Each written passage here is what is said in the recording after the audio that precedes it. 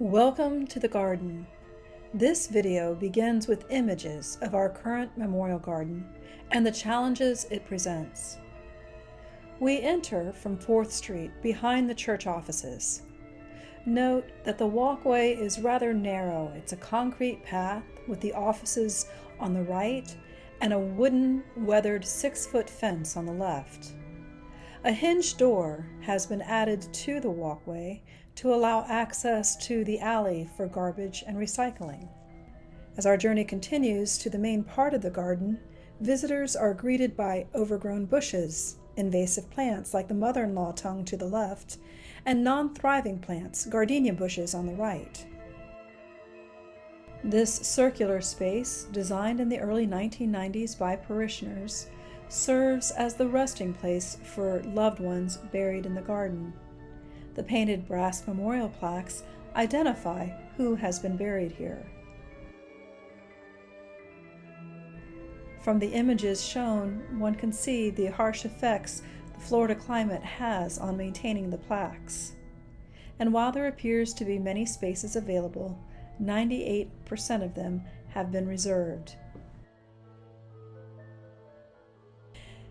As we move to the main gathering area of the garden, another challenge becomes obvious. Cracked, broken, and uneven pavers create not only an unsightly space, but also tripping hazards.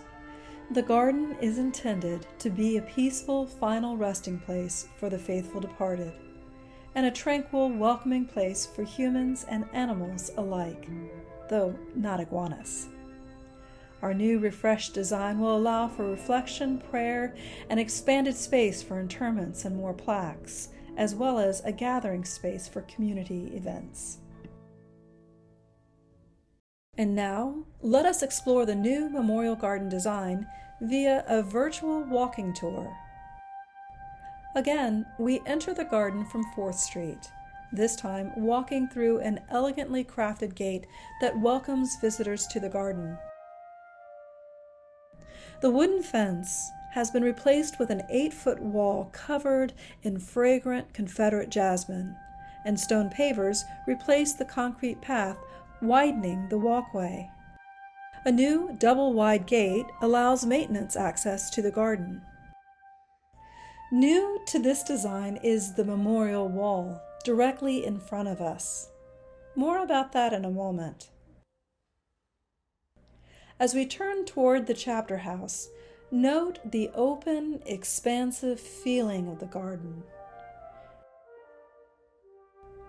In the primary gathering area, the surface pavers are in the design of a labyrinth. Benches have been placed around the garden, allowing for conversation with friends, meditation and prayer, or simply a quiet space to rest and reflect. Now facing back to the middle of the garden, we happen upon a water feature. This fountain was given by Lola Weir in memory of her husband Cliff, and serves to remind us that life in Christ begins in the waters of baptism. And so, in the garden, we have both life and death in Christ represented. This aerial view affords us a full view of the garden, its open space, the beauty of the landscaping, and the honor and respect it pays to those who have gone before us. Note that around the fountain are 10 stones and a darker patch of grass. This area denotes where previous interments have taken place and outlines the area of the previous semicircular memorial wall.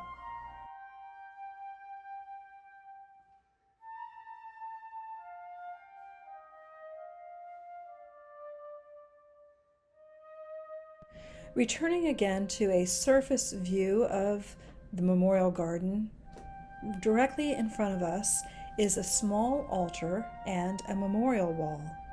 The altar will be able to be used for future outdoor services. The memorial wall is designed of polished coquina stone It's called Oolite.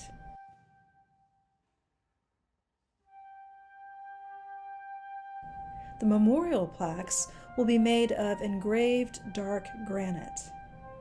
Each plaque will not only contain the name of the deceased, but also a numeric marker indicating where in the garden the remains have been laid to rest. For more information about this project, please visit our website or hold your camera up to the QR code indicated on the screen and follow the prompts.